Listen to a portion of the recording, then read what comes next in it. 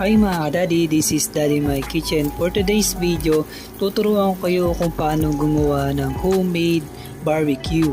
Abay, alam nyo mga kadaddy ay makakatipid kayo kung kayo ay gagawa ng sarili nyong homemade barbecue. Alam nyo ba ang presyo ng kada stick ng barbecue ngayon? 25 pesos. Ngayon bibili ka lang ng mga ingredients saka pork, makakamura ka na.